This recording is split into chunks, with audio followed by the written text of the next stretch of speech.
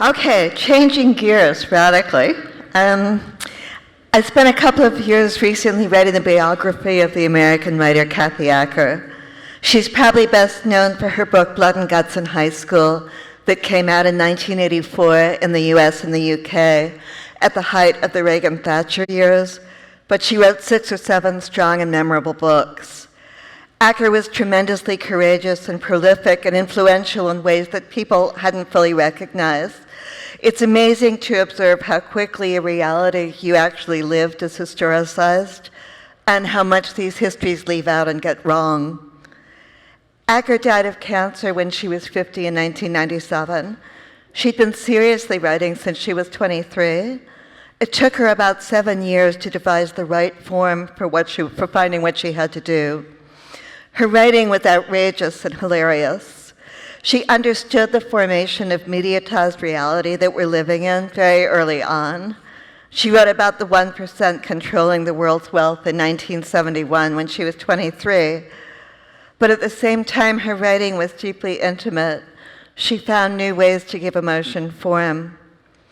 Acker died in alternative treatment cancer center in Tijuana after declining conventional treatment. Her medical choices caused a rift between her and most of her oldest friends. But as she wrote in one of her notebooks during the last year of her life, there was a logic to it. At the age of 30, I was working in a cookie shop. There was absolutely nothing in the society that in any way made it seem possible for me to earn my living as a writer. I was and still am the most non-commercial of writers. I said, if X doesn't exist, you have to make it exist. You just imagine it. Now I know why I was so upset when my friends cried over my plight. All of me needed the opposite, joy and light.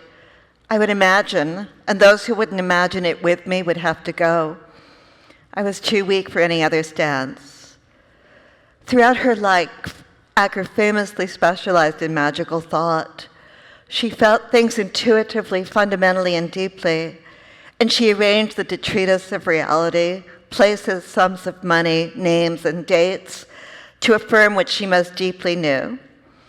As the poet Fanny Howe has written, sometimes the syntax of poetry helps me see what life is really doing, to find the key to the open air. Still, the job of a biographer is to establish verifiable facts. Over and over, I discovered ways she found to obscure or reinvent these facts. And as I've uncovered them, I realized that my purpose wasn't to call Acker out on these lies, but to understand what the lies stood for, what they meant, and how they were used. We owe nothing to the dead except the truth, Voltaire famously wrote. The purpose of a biography is to help others understand another person, and sometimes the truth exists beyond the facts. Like everything in the past, everyone remembers it differently, and some of the people involved hardly remember it at all. We're talking about something that happened more than 17 years ago. But on January 23rd, 1998, which was a Friday, friends of the late writer Kathy Acker drove to Fort Funston Park, about 25 minutes away, to scatter her ashes. She died 2 months earlier at an alternative cancer clinic in Tijuana, where she received palliative care. The ash scattering, like the wake at Bob Gluck's house and the memorial reading at Slim's Bar, where Michelle Handelman was booed off the stage for no reason she can recall, devolved into a kind of black comedy, the way these things often do. I remember Cookie Mueller at Jackie Curtis's memorial, standing on stage at La Mama, halfway through an evening of readings and monologues, blinking back tears as she faced the dark auditorium. She had no speech prepared. I thought this was supposed to be a funeral, she said to the room, not a variety show. Speaking to Sylvia Lochinger, the artist Steve Brown recalled how the elegantly planned nuptial suicide of danceteria MC Howie Montaghi devolved among a small group of friends, ended with a plastic bag over his head. He was a large man in the late stages of AIDS, and whoever arranged for the pills had underestimated the dose. Before time accelerated, deaths among friends in the art world were like salt to a sting, bringing unresolved views to the surface. Now we care less or are nicer. Around this time last year, when I started working on a biography of Kathy Acker, I imagined beginning with the Malay at Slim's bar, or at the wake, where a group of friends gathered to transfer her ashes from a box to an urn, or at the scattering. To describe these proceedings would be to stage an establishing shot of a movie that uses one protagonist to traverse an entire milieu. Although she wrote first-person fiction and gave hundreds of interviews in which she was asked to recite the facts of her life over and over, these facts are hard to pin down in any literal way. Acker lied all the time. She was rich, she was poor, she was the mother of twins, she'd been a stripper for years, a guest editor of Film Comment magazine at the age of 14, a grad student of Herbert Marcuse's. She lied when it was clearly beneficial to her, and she lied even when it was not. Perceptive readers of her work have observed that the lies weren't literal lies, but more a system of magical thought. As Derry Bellamy has written, over and over, Acker tells the same tale. The mother is pregnant with a daughter, and the father leaves. The mother blames the daughter and tries to abort her. The daughter's body survives, but not her unified self. Is it true? Does it matter? Acker liberates libido from Freud's repressed underworld. But then again, didn't she do what all writers have to do? Create a position from which to write? Acker's life was a fable, and to describe the confusion and love and conflicting agendas behind these memorials would be to sketch an apocryphal allegory of an artistic life in the late 20th century. It is girls from which stories begin, she wrote in her last notebook. And like other lives, but unlike most fables, it was created through means both within and beyond her control. By the time Acker was 50, she'd known thousands of people. Since her divorce from Peter Gordon in 1979, she'd had no long-term partner. She'd lived at different times in San Diego, San Francisco, New York, and London, a half-conscious rotation between cities familiar to her. I think she was just always trying to find her community, the tech writer Are You Serious told me last year at a Mill Valley cafe. Michael Bracewell, who'd known her in London during the mid-'80s, concurred. She'd bought, then abandoned, an apartment in Brighton. Her friend Gary Pulsifer doubts she ever spent a night there. Estranged from her remaining immediate family, she'd known poets and bikers, leather dykes, tattooists, philosophers, astrologers, renowned artists and writers, bodybuilders, psychics, promoters, and editors, and she'd slept with a great number of them.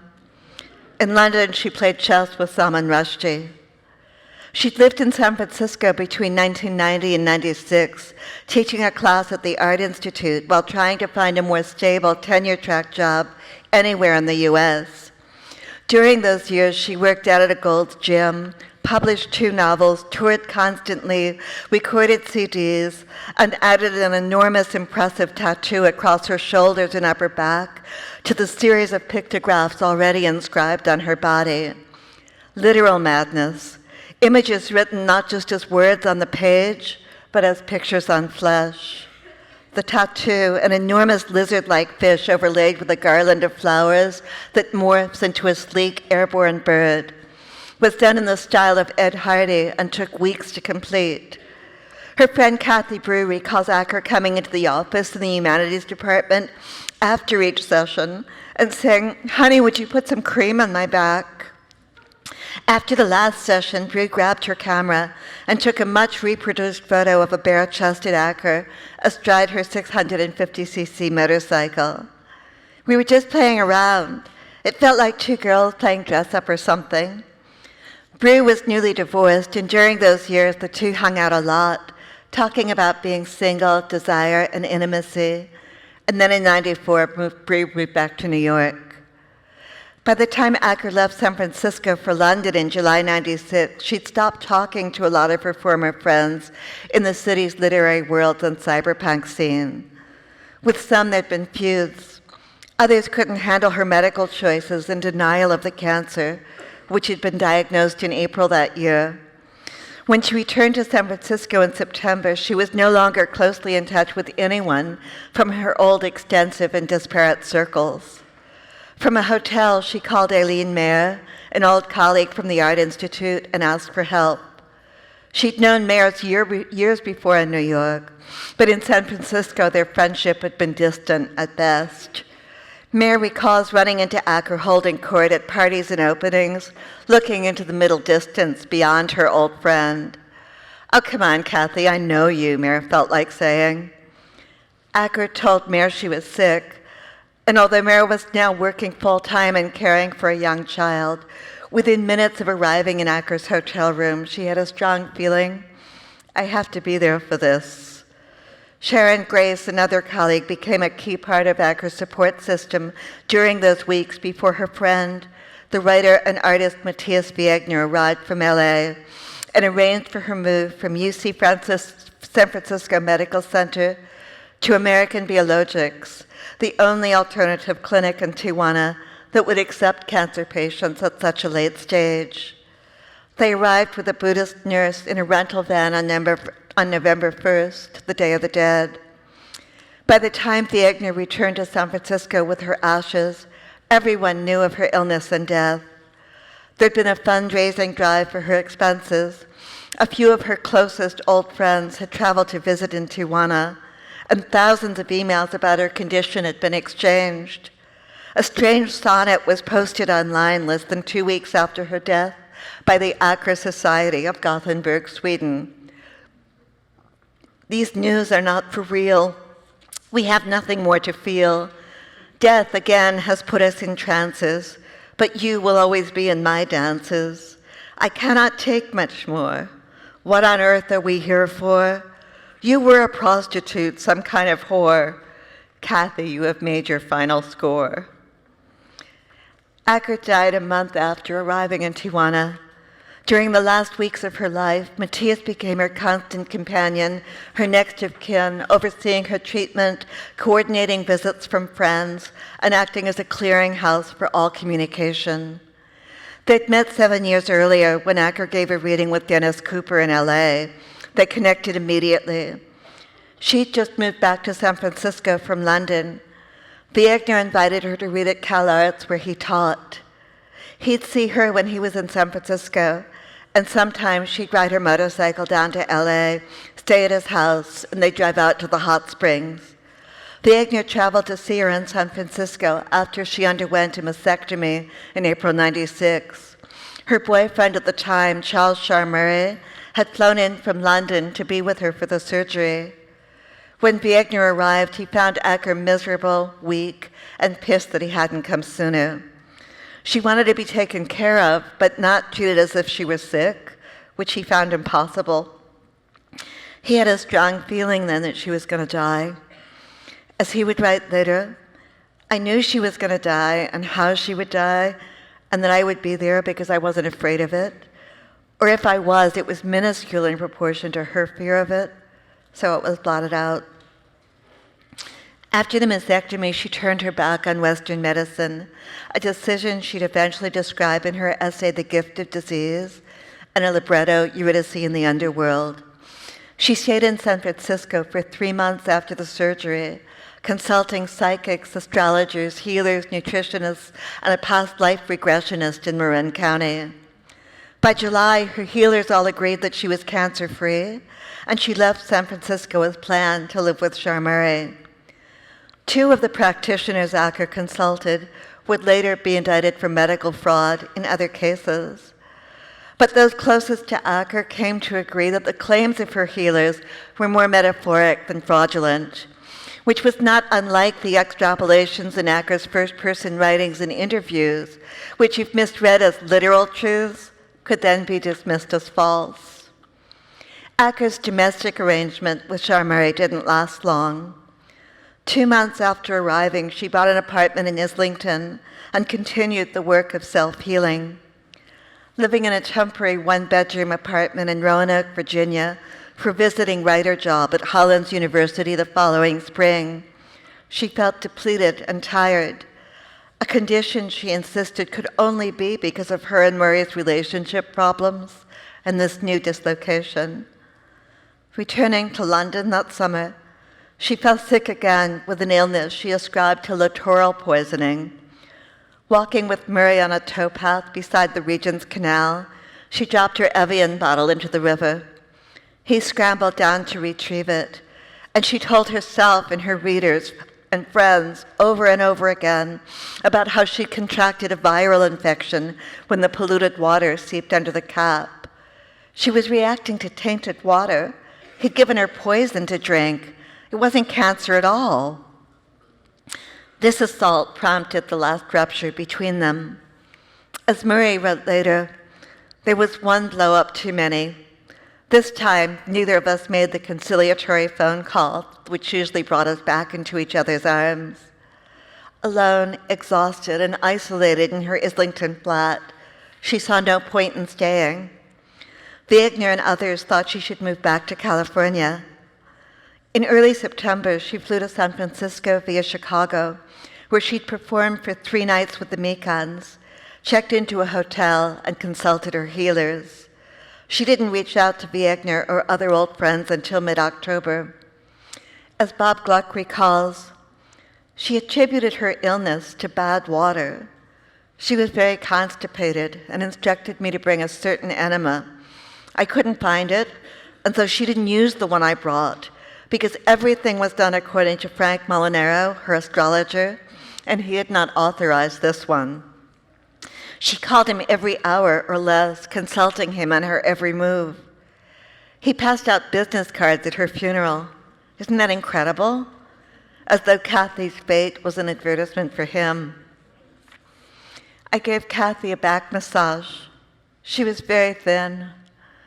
I tried to figure out what to do for her. She was in deeply serious pain, the kind of pain that makes you frantic. It seemed to me that she had entered a magical world. She did not really want to associate with people outside of it. When she finally called Wagner, he offered to drive up and bring her back to his house in LA to regain her bearings. But when he arrived, he saw that she was clearly too sick to be moved. He, Mare, and Grace convinced her to go to a hospital, where doctors confirmed that the cancer had spread to most of her body. I don't understand, she told Wagner. I have cancer everywhere. My healers told me I had no cancer. When I asked my master healer, the teacher of all the healers, he told me he saw no cancer because I would not let him see the cancer. He can only see what I let him see. So teachers are mirrors. Her body was cremated at the Funeraria del Carmen in Tijuana, and somehow Wagner, who was now her executor, transported the ashes across the border in a sealed aluminum tin. The question became what to do with them. Acker left no instructions about the arrangements because she didn't want to die. She'd been coaxed into writing a will only when the question of what would become of her work was posed as a hypothetical game. A flurry of emails passed between Wagner and Ira Silverberg, Acker's former agent and friend. A mutual friend had offered his garden, but that didn't seem right. Let X find other fertilizer for his garden. You should do as you please, Silverberg wrote. I still think a little in San Francisco, London, and NYC would be nice, he proposed, not unreasonably. A few miles away from the clinic, people continue to visit the gravesite of Juan Soldado, a dubious folk hero whose remains are interred where he was shot by a firing squad in 1938. Candles and stones, bracelets and pennies and figurines. Thank you, Juan Soldado, for bringing my son. Thank you for granting my immigration. Thank you with all my heart for the protection you gave me in my hour of anguish, the small engraved plaques and handwritten notes say. To remain in one place is either privation or luxury. No one I know who's died in my lifetime, no matter their age, has been interred in a grave. No matter how loved or accomplished or distinguished these friends have been, there are no scholarship funds in their names, no plaques, no memorial benches or arches.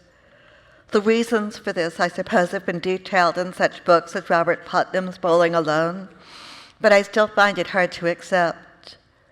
Where to inter the remains of those who live in a state of perpetual transience?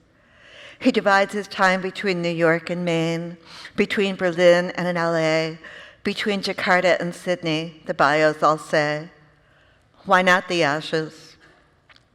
In San Francisco, Wagner and other friends found a French Beaux-Arts vase in an antique shop that would serve as an urn.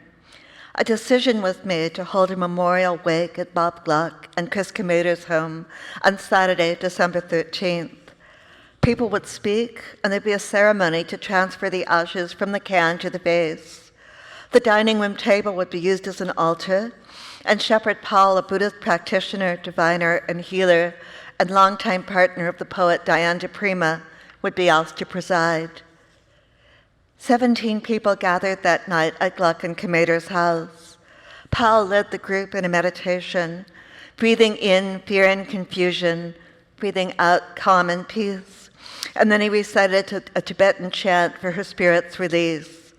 There was a publicity headshot on the altar, some lilies and a little stuffed dog. As Kevin Killian recalls, the house was filled with New Agey type people who had helped Kathy in her last years. Tattooists, bodybuilders, motorcycle girls, SM practitioners, herbalists.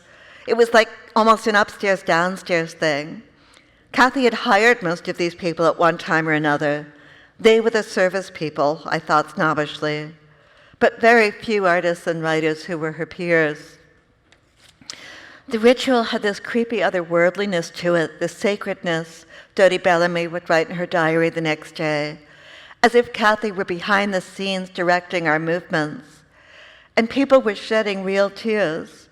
Kathy's chosen truly loved her. Nice people. A young Amazonian woman named Juliet, who knew Acker from Gold's Gym, got up in the can, and then people were asked to approach the altar alone and commune with the ashes by scooping a cup into the vase. Bellamy couldn't do it. Killian dipped 3 fingers into the jar and licked them off with his hand. Ingesting her ashes was a symbolic means of reincarnating some of the dead hero's genius. He'd done it before with his friend Sam D'Alessandro's cremains. Wagner was horrified, but then he did it too. As he'd later write, what hit me most was that Kay would have no choice about whom her ashes inhabited. Whatever the meaningless relation between ashes and human, some choice was made available again. My first decision as a literary executor. Although mostly Eileen Mayer recalls, it was messy. It works best, she emailed last week, with a paper cone. Wagner selected the Fort Funston Park site because he remembered how much Acker loved walking there. A short drive south of the city, the park has spectacular views of the Pacific. Wide paths dotted with wind-dwarf cypress and junipers cut out over the bluffs. At the park's deepest point is a 200-foot drop to the waves. People arrived that afternoon in separate cars. It was a smaller group than at the memorial. Acker's friend, the editor Amy Shoulder, had flown in from New York.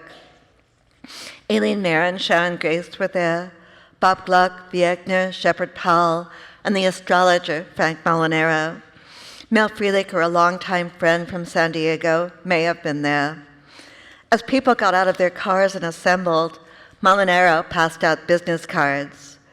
The general plan was to release the ashes into the sea, although Shoulder wondered about this because she recalled that Acker feared drowning. But then again, as Wagner recalls, she was afraid of death, period, in any concrete way, although it runs through all of her work. The group took a steep, sandy path down one of the dunes, and Wagner carried the urn. Eileen Mayer recalls Shepherd Powell reciting Diane de Prima's poem Litany for Kathy Acker, written in response to Rudolph Giuliani's attempt to shut down the Sensation show at the Brooklyn Museum because of Catholic protest against Chris O'Feely's painting the Holy Virgin Mary, which was spattered with elephant dung. Our Lady of Manjake, Our Lady of the Bayou, Our Lady of Subways, Our Lady of Blind Cats, Our Lady of Albino Alligators, Our Lady of Desperados, our 300-pound lady who sits on stoops in a house dress in the summer night, Our Lady of Tenements. Although in a literal sense this seems unlikely, because the exhibition wouldn't open in Brooklyn until October 1999, but in any event, it is a great poem. As the group scrambled down, Wagner and Shoulder paused to wait for the others, and Frank Molinaro, the odd one out, the one nobody in this group liked, rushed up and grabbed the vase from Wagner's hands. The astrologer ran toward the sea, tossing handfuls of ash and bone, while he proclaimed, "You're free, Kathy, you're finally free," before Wagner and Shoulder wrested it back. It was bitterly cold, and no matter how hard they tried, no one could toss the ashes into the waves because the wind blew them back. It hardly felt final. Wagner and Shoulder waded into the sea with the final cremains. And after that, everyone trudged back up the dune and drove to the beach chalet bar up the road to talk and have drinks. Thank you.